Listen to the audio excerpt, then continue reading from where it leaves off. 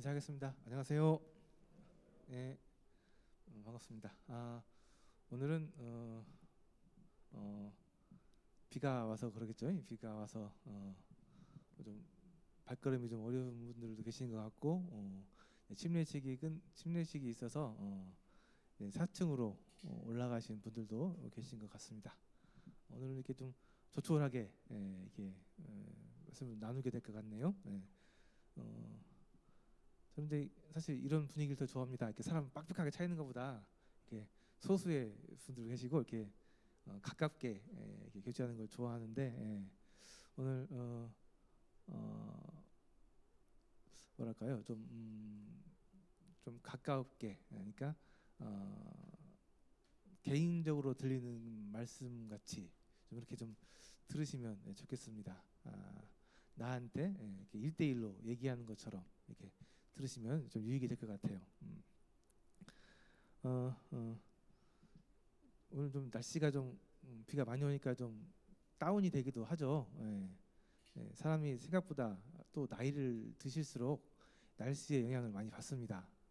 사실 저 젊었을 때는 뭐 날씨가 비가 오든 눈이 오든 뭐 아무 상관 없었는데, 이제 이런 좀 흐린 날씨가 좀 한 며칠 지속되면은 기분이 좀 이렇게 다운되고 그러더라고요. 그래서 이게 날씨가 확실히 사람의 그런 심리나 또 생활에 많은 영향을 미치는구나, 그런 것들을 좀 보게 됩니다. 이제 아마 이번 주 내내 이렇게 좀 우중충한 이렇게 좀 날씨가 될 텐데, 아까도 말씀드렸지만 이게 좀 습도가 높다 보니까 아마 건강 관리를 좀 잘 하셔야 할 것 같습니다. 뭐 덥지는 않더라도 습도가 올라가면 이게 사람이 이렇게 불쾌지수가 올라가거든요. 그래서 뭐 에어컨 좀 트셔가지고 이렇게 습도라도 좀 이렇게 좀 낮추시는 그런 일들이 좀 필요할 것 같습니다. 건강 관리 잘 하시고요. 여름이 이제 시작이잖아요. 7월, 8월까지 올 여름도 무사히 함께 잘 넘어갔으면 좋겠습니다. 네, 오늘은 이제 그 30차 연대기에 좀 단회적 복음의 시간입니다. 1시간 동안 복음을 이렇게 일회적으로 이렇게 시리즈와 상관없이 이렇게 좀 말씀을 드리는데요. 오늘은 그 성경에 나와 있는 말씀들을 좀 통해서 성경 이야기, 성경 그 말씀들을 찾아보면서 얘기를 좀 나누려고 합니다. 지금까지 저희가 창세기부터 이렇게 쭉 이렇게 말씀을 보았잖아요. 거기 말씀에 나와 있는 이야기들을 이렇게 보았는데, 오늘은 그 이 1시간에 전체 이야기를 좀 이렇게 간추려서 말씀들을 통해서 살펴보도록 하겠습니다. 그러니까 뭐 학교 다니는 걸로 하면은 이렇게 좀 복습하는 이제 그런 내가 될 것 같기도 해요. 그래서 오늘 말씀들 좀 통해서 찾아보도록 하겠습니다. 저희가 지금 30차니까 꽤 오랫동안 이렇게 복음 말씀을 꾸준히 전해오고 있습니다. 그래서 이제 저희 마음 가운데는 오랫동안 말씀을 전했는데 아직 이렇게 구원에 확신이 없으신 분들을 보면서 뭐가 문제일까, 그런 생각도 좀 하기도 하고요. 때로는 좀 낙담이 좀 되기도 하고 했었는데요. 이번에 이제 그 말씀 들으신 분들 간증을 들으면서 이 믿음은 이게 들으면서 난다고 했는데 이 말이 맞구나 하는 것들을 좀 제가 실감을 했습니다. 오랫동안 꾸준히 말씀을 들으셨는데 구원에 이게 확신이 없으시길래 무엇이 문제일까 고민을 했는데, 이미 그 마음 속에서는 이 말씀을 통해서 하나님께서 일하고 계셨더라고요. 그래서 그분들 마음 가운데 말씀이 조금씩 믿어지고 또 심어지고 하면서 구원의 이런 과정들이 진행 중이셨고, 이제 합당한 그 하나님의 때에 그분들이 구원의 확증을 이렇게 마음속에서 가지고 계셨고, 그러면서 이제 그분들 마음속에서 자신 생각에 내 구원이 맞는지 확실한 건지 이렇게 점검하면서 이렇게 들어보시고 하시던 분들 꽤 계셨더라고요. 그래서 역시 하나님의 말씀은 우리가 알 수 없지만, 우리가 눈에 안 보이지만 역사하고 일하고 계시는구나, 그런 것들을 좀 확인하면서 많이 좀 위로를 얻었습니다. 그래서 저희가 이렇게 말씀을 전하는 것들이 하나님께서 함께 하심으로 이것이 의미가 있는, 가치가 있는 일이구나 하는 것들을 좀 보게 됐고요. 그래서 말씀을 듣는 것이 참 중요하다. 한 번으로 안 되면 두 번, 두 번으로 안 되면 세 번, 이게 반복해서 듣는 것이 중요하다. 이 말씀이 마음속에 계속해서 심어지게 될 때, 반복해서 심어지게 될 때, 이 말씀이 이 마음 안에서 커지고 또 진리로 자리 잡으면서 우리의 마음을 바꿔가는구나, 우리 마음을 변화시키는 거구나 하는 것들을 다시 한번 저희가 확인을 했습니다.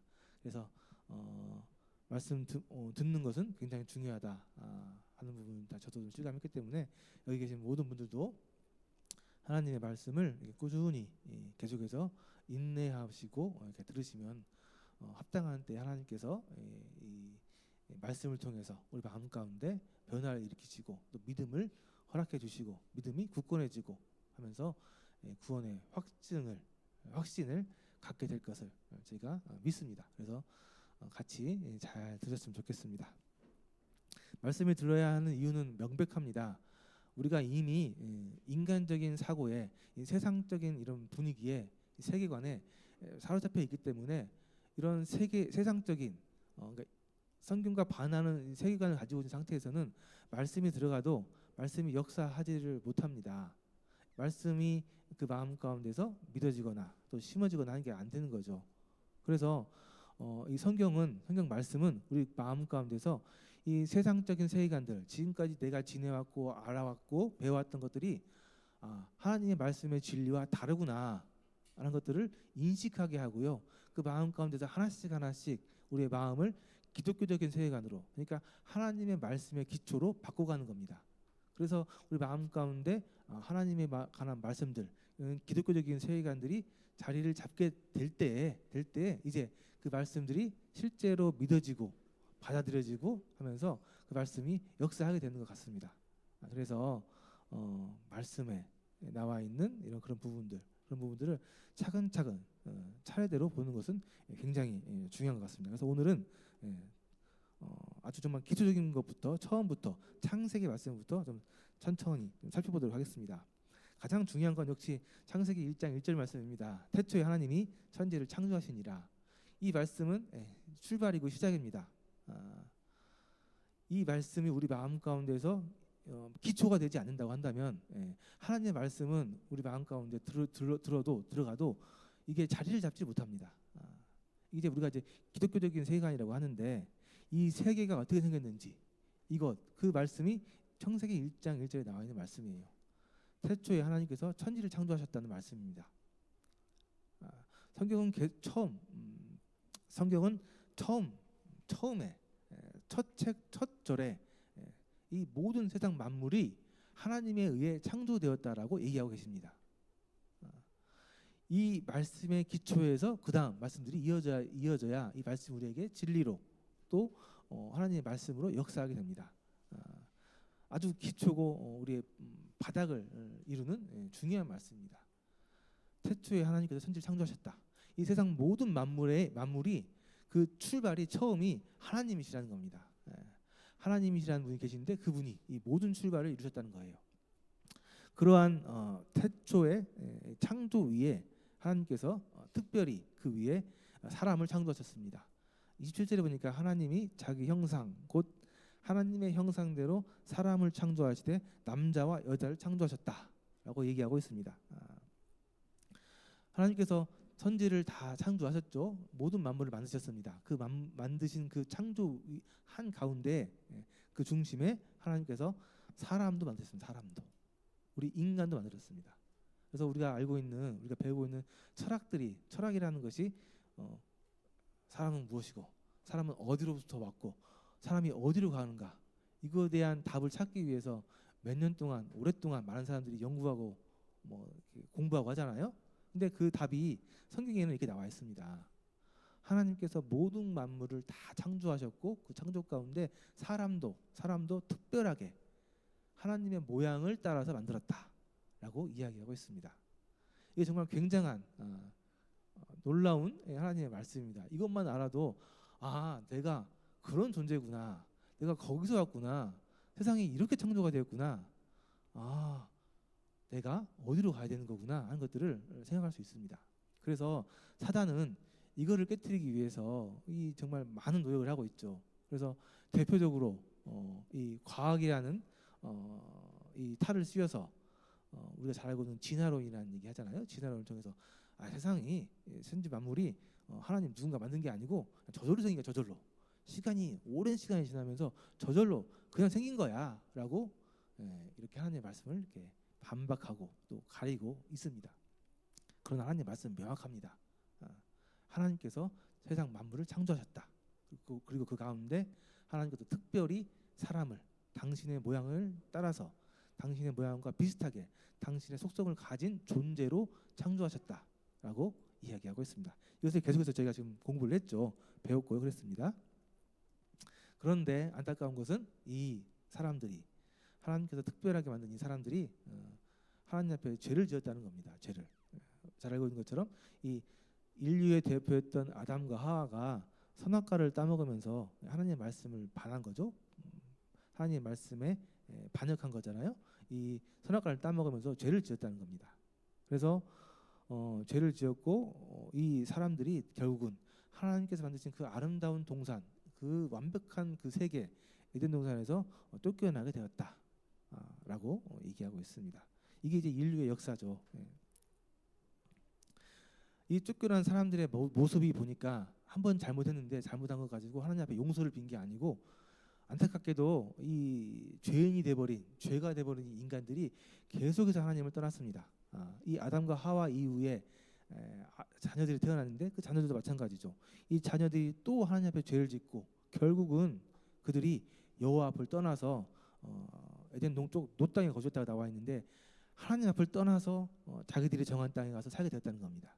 그리고 그들이 살아가면서 자기들을 지키기 위한 이 성이라는 것을 쌓아서 스스로 자기들의 안전을 지키면서 살아가게 되었다는 겁니다. 그러니까 결국은 안타깝게도 죄를 지어서 다시 하나님 앞에 돌아가지 못하고 하나님을 떠나버렸다는 겁니다.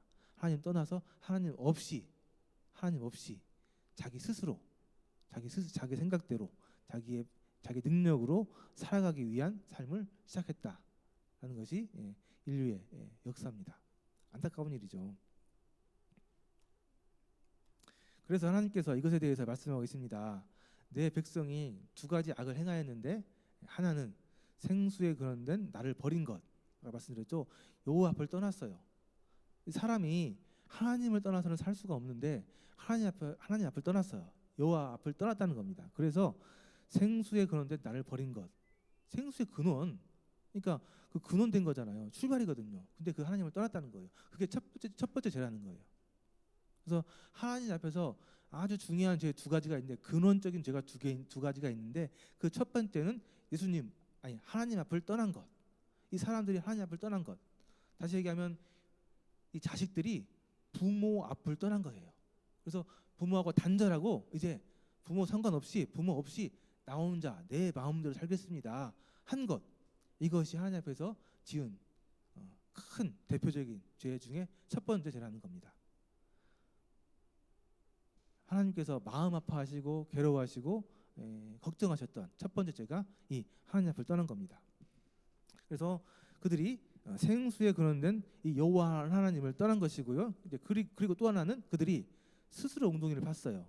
이제 하나님을 떠났으니 그들 힘으로 자기 힘으로 살아야 되잖아요. 그래서 스스로 자기의 웅덩이를 팠습니다. 근데 그것은 안타깝게도 물을 가두지 못하는 구멍난 항아리, 물을 담을 수 없는 항아리였다는 겁니다. 그래서 사람들이 이제 하나님 앞을 떠나서 스스로 자기 힘으로 살아갑니다.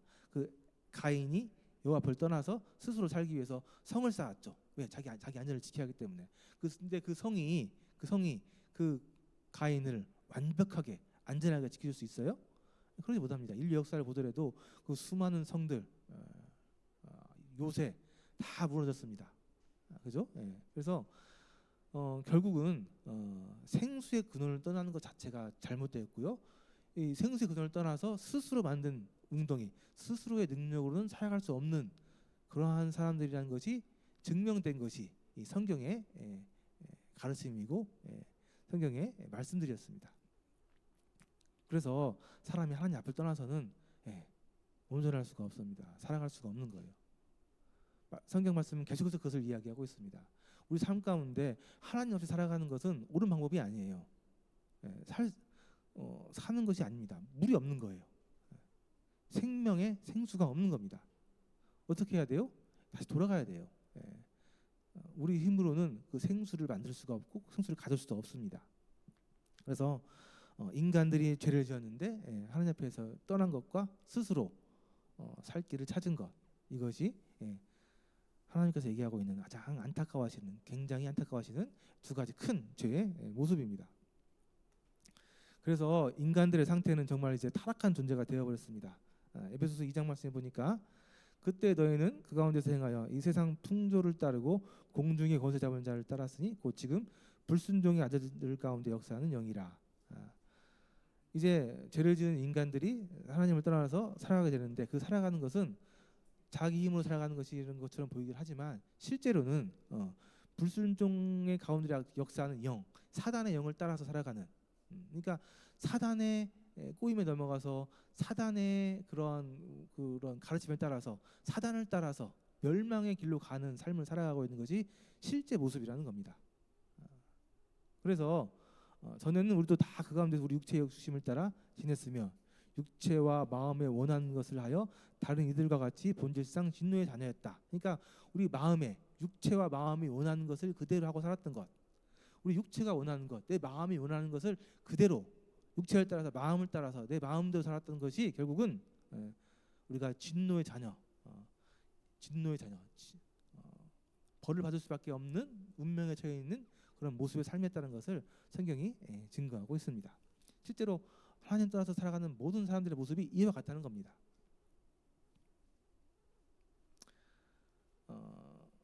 왜 그러냐 하면은 사람은 여기 나온 것처럼 내가 죄악 중에 출생하였으며 모친이 전에 나를 잉태한 나이다. 안타깝게도 모든 사람들이 죄악 중에 태어나기 때문에 그렇습니다. 이 죄악이 만연한 세상에서 이 죄악 중에 태어났기 때문에 죄 가운데 태어난 인생들이 죄 가운데 살아갈 수밖에 없는, 날 때부터 죄인이고 죄악된 본성을 가지고 있고 자연스럽게 몸에서 죄가 발현이 되고 자연스럽게 우리 마음 가운데 악한 모습이 나타나는 그런 죄인의 모습으로 태어나고 살아가는 것이 하나님 없이 살아가는 사람들의, 이 진노의 자녀들의 실제 모습이라는 겁니다. 그것뿐만 아니죠. 이렇게 태어난 사람들은 살아가는 삶 자체가 죄를 짓는 삶입니다. 로마서 1장에 보면 이 죄악된 인류의 행위들에 대해서 아주 이렇게 적나라하게 기록하고 있는데요. 잘 보세요. 그들이 마음에 하나님 주기를 싫어한대요. 그들의 마음에 하나님 주기를 싫어합니다. 왜 그러냐면 내 마음대로 살아야 되는데, 내 뜻대로 살아야 되는데 하나님이 있으면 불편하거든요. 그래서 마음 가운데 하나님 주기를 싫어하고요. 하나님께서 그들을 그 상실한 마음대로 내버려두사 합당하지 못한 일을 하게 하셨다. 그래서 그들 마음 가운데 불의, 추악, 탐욕, 악의가 가득한 자요, 시기, 살인, 분쟁, 사기, 악독이 가득한 자요, 수근수근하는 자요, 비방하는 자요, 하나님께서 미워하시는 자요, 능욕하는 자요, 교만하는 자요, 자랑하는 자요, 악을 도모하는 자요, 부모를 거역하는 자요, 우매하는 자요, 배악하는 자요, 무정한 자요, 무자비한 자라. 그들이 이 같은 일을 행하는 자는 다 사형에 해당한다고 하나님께서 정하심을 알고도 자기들만 행할 뿐만 아니라 또한 그런 일을 행하는 사람들을 옳다라고 이렇게 하느니라 라고 말씀을 통해서 인류가, 사람들이 얼마나 죄악 가운데 살아가고 있고 얼마나 타락했는지 하나님께서 말씀을 통해서 자세히 기록해 주셨습니다. 그래서 사람은 하나님께서 지으신 사람은 죄를 지어서 하나님을 떠나게 됐고, 하나님을 떠난 이 사람의 현실은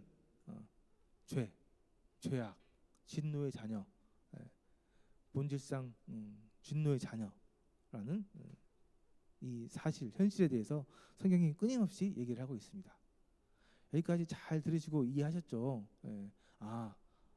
사람이 하나님을 떠나게 되면 살 수 없고 그 상태는 죄를 짓는 죄인의 모습으로 살아가는 거구나. 여기에 대해서 성경이 얘기하고 있는 것을 잘 들으시고 인정하셔야 되는 겁니다. 그래서 결과적으로 하나님께서 선언하셨는데요. 기록된 바 의인은 없나니 하나도 없으며 깨닫는 자도 없고 하나님을 찾는 자도 없고 다 치우쳐 함께 무익하게 되고 선을 행하는 자는 없나니 하나도 없다라는 겁니다. 하나님께서 결론을 내리셨는데 결국 이 세상 모든 사람을 떠난 이 인류는 의인이 하나도 없고 다 죄인이다 라고. 물론 그 사람들마다 정도의 차이는 있지만 그러나 결국 하나님 앞에서 모든 사람들은, 하나님의 기준에서 모든 사람들은 다 죄인이다 라고 하나님께서 못 박아서 선언을 하셨습니다. 그래서 우리가 복음 말씀을 듣는 이유는 하나님 앞에서 우리가 죄인인 걸 깨닫고 이 죄를 회개하고 하나님 앞에 돌아가서 구원받기 위함인데요. 내가 죄인이라는 것을 알지 못한다면, 우리가 죄인이라는 것을 인정하지 못한다고 한다면 구원을 받을 수 있는 길이 없습니다. 하나님 앞에 자녀가 아버지께 죄를 짓게 되면 그 죄를 용서받는 길은 내가 죄 지은 것에 대해서 인정하고 그것을 회개하고 아버지께 용서를 빌 때 아버지도 용서해 줄 수 있는 거잖아요. 그렇잖아요. 그래서 회개하고 아버지께 용서받을 수 있는 길은 내 죄를 알고 내 죄를 인정하고 내 죄를 하나님 앞에 용서받는 것이 유일한 길입니다. 이 아버지 입장에서도 이 죄를 인정하지 않는, 죄를 모르고 있는 이 아들을 용서해 주고 싶어도 용서해 줄 수가 없습니다. 죄를 모르고 있는데 죄를 인정하지 않는데 용서해 주면 뭐예요? 또 죄를 지을 건데. 그래서 사실 그 복음을 전하면서 보시면요, 복음을 전하면서 많이 경험하게 되지만 내가 죄인인 걸 깨닫는 것이 뭐 어떻게 보면 100%로 따지면 이 복음 말씀에서 중요한 부분 중에 한 70~80%를 차지하는 것 같아요. 자신들이 하나님 앞에서 죄인이라는 걸 깨닫게 된다고 한다면, 그걸 인정하게 된다고 한다면 그 다음은 좀 수월합니다. 자기가 죄인이라는 걸 깨닫기 때문에 하나님 앞에 용서를 구할 수 있는 그런 준비가 되는 거잖아요. 근데 이걸 인정하지 못하게 되고 깨닫지 못하게 되면 안타깝게도 그 다음 단계로 나갈 수가 없습니다. 그래서 성경은 계속해서 이 성경의 구약에 있는 그 긴 말씀들이 계속해서 인간들이 하나님 앞에서 죄인이다, 너희들이 죄인으로 죽을 위기에 처해 있다는 것을 계속해서 증거하고 있고 얘기하고 있습니다. 그래서 몇 분 안 계시는데 마음에 좀 생각해 보시면 좋을 것 같아요. 하나님이 나를 왜 죄인이라고 하시지? 하나님이 말씀을 통해서 왜 나를 꼭 죄인이라고 하시지? 여기에 대해서 한번 양심에 손을 얹고 한번 잘 생각해 보셔야 되는 거예요. 하나님은 죄인이라고 정죄하는 게 아닙니다. 죄인이라고 말씀하신 이유는 죄가 있기 때문에 그 죄를 해결해야 된다라는 그 말씀을 하기 위해서 하시는 거예요. 그렇잖아요. 자, 아버지가 죄를 지은 자녀에게 그 죄는 정말 나쁜 거야. 근데 네가 그 죄를 지었잖아. 네가 그 죄라는 걸 알아야 돼. 그 죄가 잘못됐다는 걸 알아야 돼. 그 죄를 네가 해결을 해야 돼. 그 죄를 해결해야 돼라고 아버지가 아들에게 얘기하는 거잖아요. 근데 아들이 그 죄를 인정하지 못하고 그 죄를 깨닫지 못하면은 아버지는 좀 답답한 거죠. 그래서 성경에서 얘기하고 있는 것은 모든 사람이 하나님 앞에 다 죄인이라는 겁니다. 그들이 하나님 앞에 죄를 범했기 때문에 그래요. 그런데 이 죄의 결과는 안타깝게도 끔찍합니다. 이 죄의 결과로 매 몇 대 맞는다, 뭐 벌금 얼마 나온다, 그런 간단한 문제면 정말 쉬운 문제죠. 근데 안타깝게도 이 죄의 결과는 끔찍한 결과예요. 이 말씀에 못 박아져 있습니다. 이 죄의 값인데요. 죄의 값은 사망이다, 죽음이다라고 얘기하고 있습니다. 이 죄값이 생각보다 무서워요. 하나님 앞에서 죄를 짓는 것이 생각보다 이게 아주 무서운 일입니다. 그래서 심각한 거죠. 이 죄값이 사망이기 때문에. 이 죄를 지어서 죄를 회개하지 않으면 죽기 때문에 그래요. 이 죽음이라는 게 뭡니까? 하나님께서는 성경에 죽음을 두 가지로 얘기하고 있습니다. 우리가 갖고 있는 육체가 죽는 걸 첫 번째 죽음이라고 해요. 모든 사람들이 육체의 죽음을 겪게 되죠. 모든 사람 다 죽습니다. 육체를 가진 모든 사람들은 이 육체의 수명이 닿으면 죽어요. 그게 첫 번째 죽음이죠. 근데 문제는 두 번째 죽음입니다. 두 번째 죽음. 하나님께서는 이 죽음을 두 가지로 얘기하시는데 두 번째 죽음은 그 죽지 않는 이 영이 영원한 지옥, 영원한 불못, 지옥에 들어가는 것을 둘째 사망이라고 해요. 심각한 것은 그 둘째 사망이죠. 이거는 정말 죽지도 않는 그 영이 지옥에 들어가서 영원토록 고통스럽고 힘겹고 끔찍한 상태에 처하게 되는 겁니다. 그래서 여기서 나와 있는 이 사망은 결국은 이 두 가지 사망을 다 얘기하는 겁니다. 사실 직접적으로 얘기한다고 한다면, 궁극적으로 얘기한다면 이 두 번째 죽음을 얘기하는 거죠. 우리의 영혼이 지옥에 들어가는 것. 그래서 내가 하나님 앞에 죄인인 거, 내가 하나님 앞을 떠나서 내 마음대로 살아가는 것이 얼마나 큰 죄냐, 얼마나 큰 죄겠어, 그렇게 생각할 수 있는데요. 성경에서 그렇게 얘기하고 있지 않다는 겁니다. 이 하나님 앞을 떠나서 하나님 없이 내 마음대로 살아가는 그 죄의 값은 지옥에 들어가는, 영원한 불못의 지옥에 들어가서 영원히 고통하는 것, 그것이 그 죄의 결과, 죄의 값이라고 하는 겁니다. 그러니까 절대 이거는 피해야 되겠죠. 이건 절대 하면 안 되잖아요. 이건 정말 끔찍한 거잖아요. 그래서 하나님께서는 그래서 말씀을 통해서 계속해서 얘기해주고 있는 겁니다. 죄값을 해결해야 돼. 죄 문제를 해결해야 돼. 하나님 앞에서 구원을 받아야 이 죽음을, 심판을 피할 수 있다고 얘기하고 계신 거예요. 그래서 이 죄는 결국 우리를 지옥으로 이끌어가고 하나님과 우리 사이를 갈라놓습니다. 이사야서 59장 2절 말씀 보니까 오직 너희 죄악이 너희와 너희 하나님 사이를 갈라놓았고 너희 죄가 그의 얼굴을 가리어서 너희에게 듣지 않으시게 한다 라고 나와 있습니다. 이 죄라는 것이 결국 사람과 하나님 사이의 관계를 잘라놓았고 하나님 말씀을 못 듣게 하고 하나님을 못 보게 하고 그걸 한다는 겁니다. 그리고 결국 이 죄는 그 사람을 지옥으로 이끌어 간다. 그래서 결국 죄는 분리입니다. 분리. 하나님과 사이를 끌어놓은 거죠. 나무 가지가 나무에서 떨어지면 그건 죽은 거죠. 분리가 죽음이잖아요. 그런 것처럼 이 죄는 우리를 하나님, 생명의 근원인 하나님으로부터 떼어놓습니다. 분리시켜놔요. 결국 그게 죽음이죠. 그래서 결국 이 죽음 이후에는 심판이 있습니다. 죽으면 죽는 걸로 끝나는 게 아니고 심판이 있습니다. 아까 얘기한 첫 번째 죽음, 육체의 죽음을 통해서 우리는 하나님 앞에 심판을 받게 되는데, 심판 앞에 가게 되는데, 그 심판을 통해서 죄의 문제가 해결되지 않은 사람들은 두 번째 죽음, 지옥에 들어가는 두 번째 죽음을 당하게 되는 겁니다. 그래서 사람이 한번 죽으면 죽는 걸로 끝나지 않아요. 죽음 이후에는 여기 말씀에 나온 것처럼 분명히 심판이 있다고 나와 있습니다. 우리 삶 가운데 행한 일들에 대한 심판, 하나님 앞에서 하나님 기준에 의한 심판. 이것을 믿지 않기 때문에 사람들이 마음대로 살아가죠. 이것을 무시하기 때문에 사람들이 하나님 없이 그냥 살아가는 겁니다. 근데 이 말씀을, 이걸 알고 있다고 하면 절대 그럴 수 없죠. 내 앞에 심판이 있는데 내가 한 일에 대해서 책임을 지고 심판을 받아야 되는데 그럴 수 없잖아요. 그래서요, 이 심판은 사실 어떻게 보면 참 끔찍한 거지만 꼭 필요한 겁니다. 필요한 거예요. 우리 학교 다닐 때도 보면은 시험 보잖아요. 시험을 보기 때문에 우리 공부를 더 열심히 하잖아요. 공부를 열심히 안 하면은 그 시험 볼 때 그에 대한 대가를 치르게 되기 때문에. 그래서 사실은 오늘날 세상이 이렇게 타락한 이유도 이 심판을 믿지 않기 때문에 그럽니다. 옛날 사람들, 그러니까 이렇게 타락하기 전만 하더라도 사람들이 무의식 중에 이 신을 의식하는 마음이 있었어요.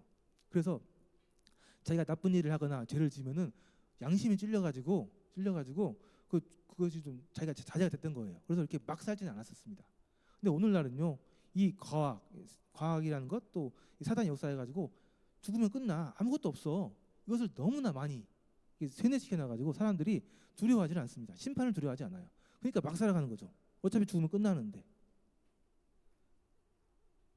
그래서 사실 오늘날 세상이 이렇게 심판을 두려워하지 않는 것 때문에 굉장히 좀 많이 도덕적으로 타락하게 된 것도 사실입니다.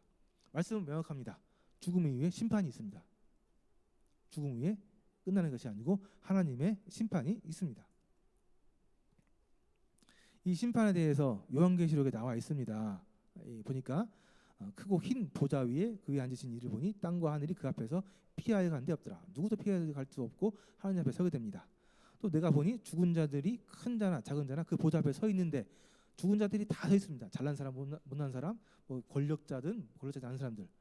책들이 펴 있대요. 책들이 펴 있고 또 다른 책이 펴져 있으니 곧 생명책이라. 죽은 자들이 자기 행위를 따라 책들에 기록된 대로 심판을 받으니. 생명책이라는 책이 있는데요. 그 생명책에 그 사람들의 삶의 행위 살아온 행적들이 다 적혀 있다는 겁니다. 이건 뭐 비유적인 표현이긴 한데요. 그러니까 하나님 앞에서 그 심판대 앞에서 거짓말할 수가 없는 거예요. 이 책에 그 삶의 모습이 행위들이 다 정확하게 기록이 되어 있기 때문에 저 안 그랬어요. 저 그런 적 없어요. 이게 안 통한다는 거예요. 그래서 그 기록된 대로 살아온 행위대로 심판을 받게 됩니다. 바다가 그 가운데 죽은 자들을 내주고 또 사망과 음부도 그 가운데에서 죽은 자들 중에 각 사람이 자기의 행위대로 심판을 받고 사망과 음부도 불못에 던져지지 이것이 둘째 사망 곧 불못이라. 누구든지 생명책에 기록되지 못한 자는 불못에 던져진다. 아까 말씀드렸죠. 둘째 사망. 이 불못에 들어가는 둘째 사망. 이 행위대로 심판을 받게 되고 그 행위에 의해서 생명책에 이 사람은 구원받은 사람이야. 죄가 없어라고 그 생명책에 이름이 기록되지 않은 사람들은 이름이 없는 모든 사람들은 다 이 둘째 사망 불못에 들어간다라고 요한계시록 말씀에 정확하게 기록이 되어져 있습니다. 그래서 우리는 이 심판, 하나님 앞에 심판이 있다는 것, 우리의 행위대로 한 것에 대한 심판을 받는다는 것, 이것을 잘 기억하셔야 되고 우리가 이걸 유념하면서 살아가야 되죠. 그래서 이 끔찍한 지옥이 있기 때문에 예수님께서는 마가복음 말씀 통해서 만일 내 눈이 너를 범죄하게든 빼어버리라. 한 눈으로 하나님 나라에 들어가는 것이 두 눈을 가지고 지옥에 들어가는 것보다 낫다. 그러니까 내 눈이 죄를 지었으면 내 눈 죄 지은 이 눈을 빼버리라는 거예요. 그래서 눈 하나 없이 그냥 눈 하나 가지고 그냥 천국에 들어가는 것이 멀쩡한 눈은 가지고 지옥 들어가는 것보다 훨씬 낫다는 겁니다. 그만큼 지옥이 굉장히 견디기 힘들고 끔찍한 장소라는 거죠. 그러니까 결국 그 지옥만큼 가지 말아야 한다는 소리예요. 거기는 구더기도 죽지 않고 불도 꺼지지 않느냐 하느니라 사람이 불로써 소금치도 잠을 받으리라. 거기에는 끔찍한 구더기도 죽지 않는 거예요. 그 죽지 않으니까요. 불도 꺼지지 않고 그 고통이 영원하다는 겁니다. 쉬는 시간 그런 거 없다는 거예요. 영원하다는 거예요. 거기서도 막 너무 뜨거워서 바짝바짝 뛰는 것처럼 소금 치듯이라고 표현이 되어 있는데 정말 고통스러운 가운데 있는 곳이 이 지옥이라는 곳입니다. 그래서 이 지옥은 절대 가면 안 된다고 하나님께서 계속해서 강조해서 말씀하시는 거잖아요. 그래서 우리에게 필요한 것은 나와 있는데 누가복음 15장 말씀에 내가 하늘과 아버지께 죄를 지었다라는 고백입니다. 내가 죄인이다. 내가 하나님 앞에 죄를 지었다. 내가 하나님 아버지께 죄를 지었다라는 인정, 고백 이게 필요하다는 겁니다.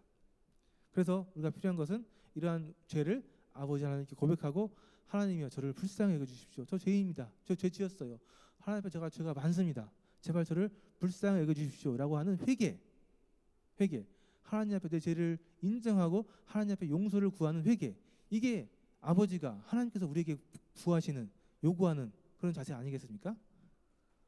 죄를 지어서 아들이 아버지께 죄를 지어가지고 정말 지금 관계가 끊어졌는데 아버지가 죄 지은 아들에게 요구하는 것은 딴 거 아니잖아요. 죄 지었으니까 네 죄 지은 것에 책임져. 너 죄 지은 것에 원상 복구시켜. 그게 아니잖아요. 그건 아버지가 다 해결할 테니까 회개하고 죄 지은 거 회개하고 아버지 앞에 돌아와서 용서를 구하는 것. 다시 아버지 앞에 돌아오는 것. 돌아와서 죄에 대해서 용서를 구하는 것.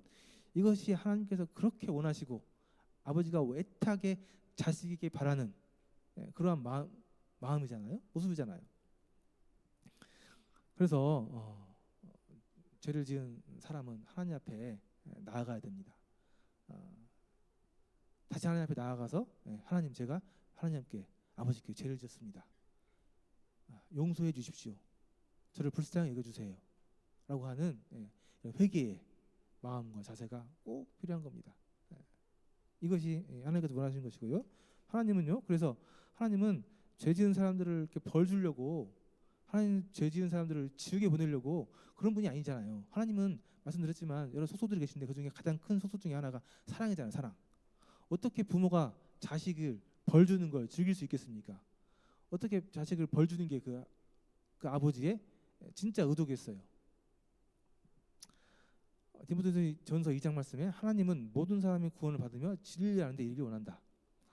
모든 사람들이 진리, 창조주가 하나님이고 사람이 하나님에 의해서 지음을 받았고 안타깝게도 죄를 지었지만 다시 하나님 앞에 돌아와서 회개하고 용서받고 구원을 받는 것, 이것을 아는 것, 여기에 이르는 것, 여기에 다다르는 것을 하나님께서 원하신다. 모든 사람에게 이게 하나님의 뜻이다라고 정확하게 명확하게 말씀하고 계십니다.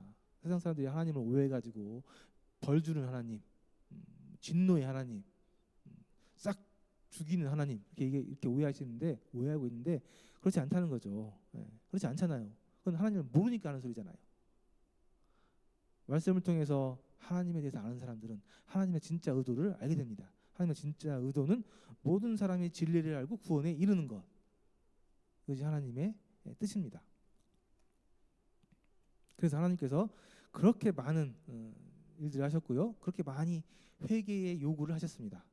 예루살렘아 예루살렘아, 선지자들을 죽이고 내게 파송된 자들을 돌로 치는 자여, 암탉이 제 새끼를 날개 아래 모음같이 내가 너희의 자녀를 모으려고 한 일이 몇 번이냐.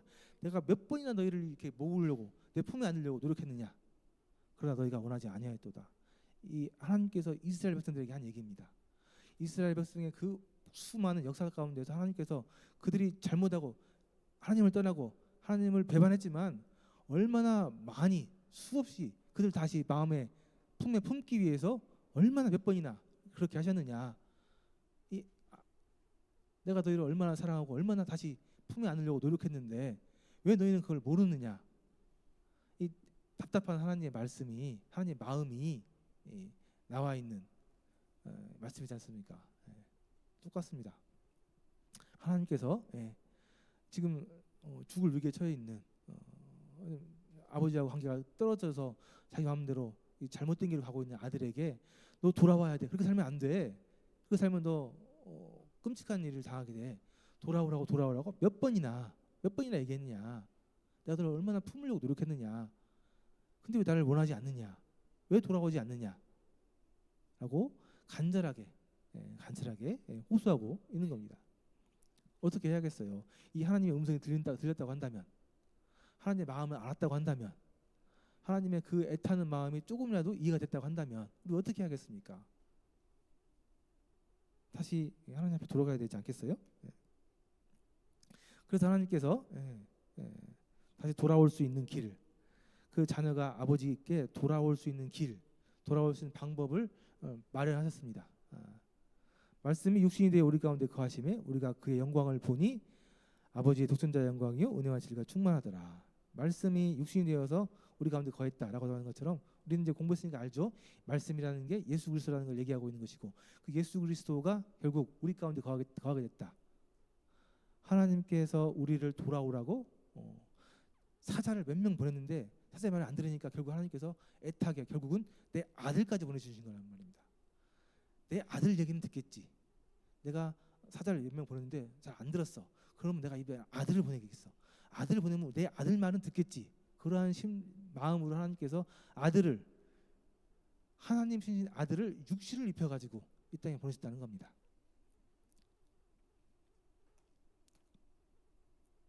그래서 그 아들을 통해서 하나님께서 이 죄의 문제를 다 해결하고 또 아들을 통해서 다시 아버지께 돌아올 수 있는 길을 만들어 놓고 우리에게 얘기해 주셨죠.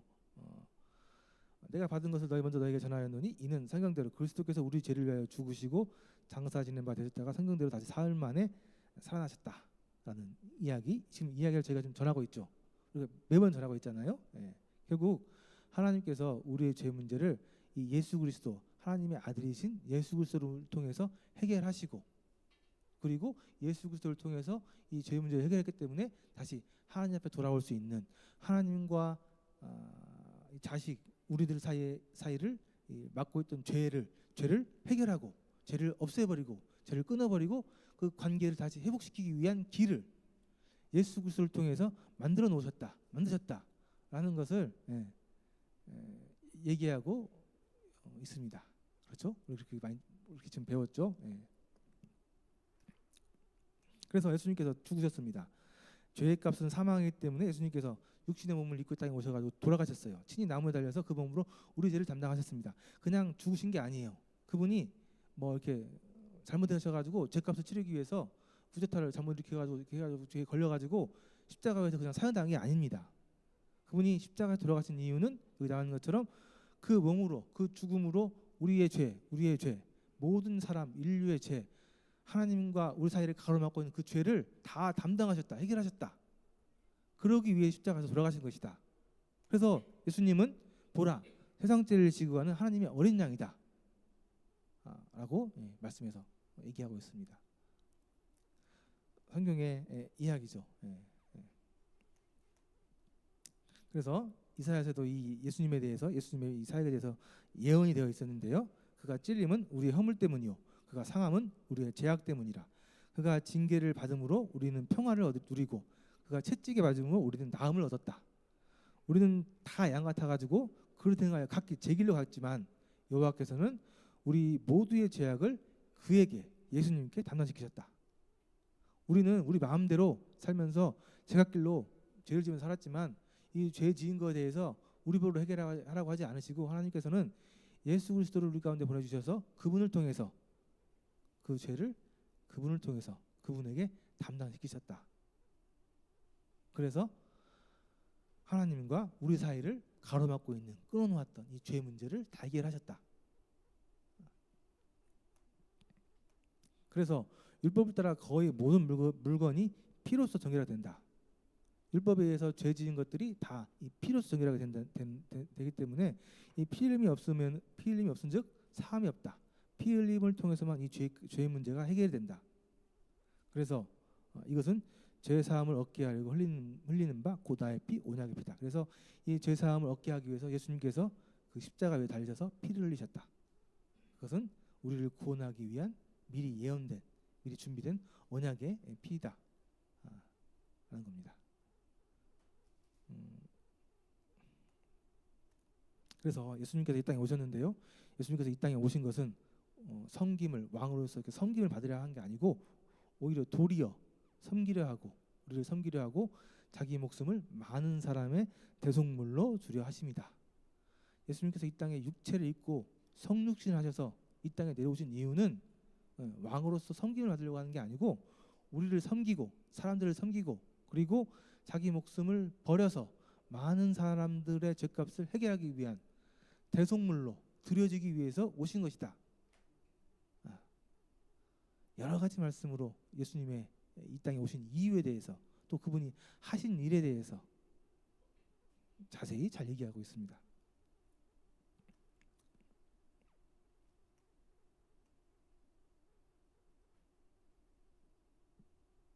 그래서 예수님은 당신에 대해서 얘기하신대요. 내가 곧 길이요 진리요 생명이니 나로 말미암지 않고는 아버지께로 올 자가 없다. 그래서 이 세상의 모든 죄를 해결하고 그것을 다 소멸할 수 있는 분은 예수님밖에 없다. 그래서 예수님이 곧 사람들이 하나님께로 나아가는 유일한 길이다. 그리고 하나님 앞에서 모든 것이 진리, 그러니까 옳은 것, 하나님 앞에서 생명을 얻는 옳은 방법, 진리, 또 실제로 우리에게 죽어 있는 우리에게 주시는 생명. 그래서 예수님을 통하지 않고는 아버지께로 올 자가 없다라고 얘기하고 있습니다. 그래서 세상에 이제 많은 종교들이 있는데 그 종교들이 잘못된 이유가 말씀에 의해서 그렇기 때문에 그럽니다. 하나님 앞에 나아가는 길은 이 예수 그리스도라는 한 길, 한 분밖에 없다고 성경에서 얘기하고 있습니다. 그래서 사도행전에 보니까 다른 이로서는 구원을 받을 수 없나니 천하 사람 중에 구원을 받을 만한 다른 이름을 우리에게 주신 일이 없다. 예수 그리스도 외에 다른 어떠한 것도 우리에게 준 일이 없다. 보낸 일이 없다라는 겁니다. 그래서 오직 한 분, 예수 그리스도를 통해서만 하나님 앞에 나아갈 수 있다. 오직 예수 그리스도만 유일한 길이고 참 진리고 참 생명이다. 구원의 유일한 통로 방법은 예수 그리스도라고 얘기하고 있습니다. 하나님은 한 분이시죠. 또 하나님과 사람 사이의 중보자도 한 분이시다. 하나님과 사람들 사이의 중보자, 연결자 한 분이신데 그분은 예수 그리스도다. 그가 모든 사람을 위해 자기를 대속물로 주셨다. 많은 말씀들이 유일한 중보자, 유일한 길, 예수 그리스도를 증거하고 있습니다. 그래서 아까 얘기한 것처럼 모든 사람의 죄를 범하여서 하나님의 영광에 이르지 못했는데 예수 그리스도 안에 있는 속량으로 말미암아, 예수 그리스도 안에 있는 그 죄 사함으로 말미암아 하나님의 은혜로, 이건 하나님께서 우리에게 주신 은혜죠. 예. 우리가 안 되니까 하나님께서 주신 그 은혜, 하나님의 방법, 은혜로 값없이, 우리는 아무것도 한 게 없잖아요. 예수님께서 하신 거잖아요. 값없이 의롭다함을 얻는 자 되었다. 이 예수 그리스도를 통해서 구원받는 이 일에 대해서 하나님께서 얘기하고 있는데요. 이것은 우리가 한 것이 아니고 우리의 능력으로 한 게 아니고 하나님께서 주신 은혜로, 우리는 값도 내지 않고 공짜로 받았다는 얘기죠. 예. 대가 없이 받았다는 거잖아요. 값 없이 하나님 앞에서 의롭다함을 얻는 것이다 라고, 구원받는 것에 대해서, 예수 그리스도의 사역에 대해서 잘 얘기하고 있습니다. 그래서 우리가 구원받는 것은 내가, 얘기했잖아요. 내가 한 게 아니고, 내가 뭘 해서 한 게 아니고, 예수 그리스도를 통해서 우리는 그냥 값없이 공짜로 이 하나님 앞에 의롭다함, 천국 들어갈 수 있는 자격, 죄 사함에 대한 이 일을 값없이 예수 그리스도를 통해서 얻게 되었다, 이루게 되었다 라는 말씀입니다. 너무나 명확하잖아요. 그래서 이게 공짜로 주다 보니까 사람들이 이걸 참 무시하는데, 사람들 마음 가운데 교만한 게 있거든요. 어떻게 이게 정말 대단한 거, 정말 귀한 거면 그 귀한 거에 대한 대가를 치르고 얻어야 되는 건데, 이 공짜로 은혜로 주어졌다고 하니까 이게 참 사람들에게는 참 이상하게 들리는가 봐요. 이게 가치가 없는 것처럼 보이는 거죠. 그래서 이 십자가의 도, 정말 놀라운, 예수 그리스도가 십자가에 죽으신 그 놀라운 사건이, 이 십자가의 도가 믿지 않는 자들에게는 미련한 것, 믿지 않는 사람들에게는 정말 미련한 것, 에이 말도 안 돼, 가치 없는 거야, 미련한 것이고. 그런데 우리 구원받은 우리에게는, 우리는 하나님의 능력, 하나님의 은혜라는 겁니다.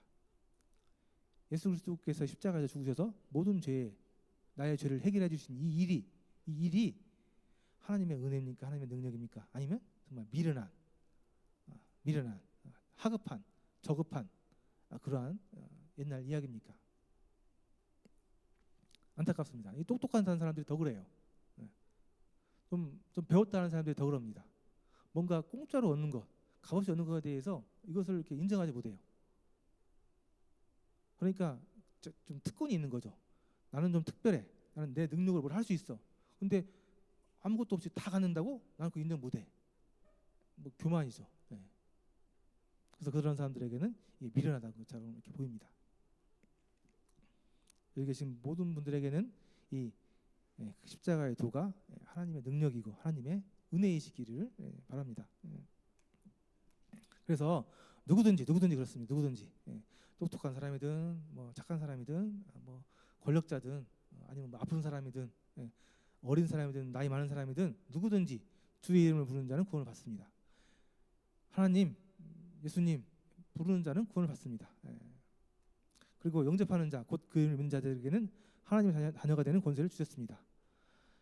예수 그리스도로 하나님을 부르고 영접하는 자, 예수 그리스도를 구원자, 유일한 길, 그 예수님을 내 주님으로, 내 구원자로 받아들이는 사람들은 하나님의 자녀가 되는 권세를 주셨습니다. 하나님께서.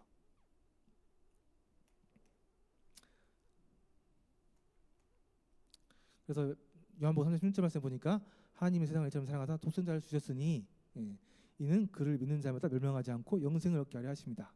그래서 독생자 예수 그리스도를 개인의 구주로, 내 주님으로, 구원자로 믿고 받아들이게 될 때 우리에게 영생이 있게 된다. 유명한 말씀입니다. 그래서 우리가 아직 죄인이었을 때, 우리가 죄 가운데 있을 때 예수님께서 우리를 위해서 죽으셨다. 우리가 죄인이었는데 그때 예수님께서 이미 우리를 위해서 십자가에 죽으셨다. 이것은 하나님께서 우리에 대한 자기의 사랑을 보여주신 것이다. 확증하신 것이다. 예수 그리스도 하나밖에 없는 아들을 죽이기까지 하신 그 일은 하나님께서 우리를 얼마나 아끼고 사랑하시는지, 우리를 얼마나 귀하게 보시는 것에 대한 증거, 확증이다라는 겁니다. 선지자들을 보냈어요. 회개하라고. 안 들어. 그럼 포기할 만도 하잖아요. 포기하지 않고 결국은 하나밖에 없는 아들까지 보내셨습니다. 그것은 얼마나 사람들을 아끼고 사랑하고 그들이 회개하기를 원하시는지, 그분의 진심이 얼마나 담겨 있는지, 그것에 대한 증거, 확신이라는 거예요.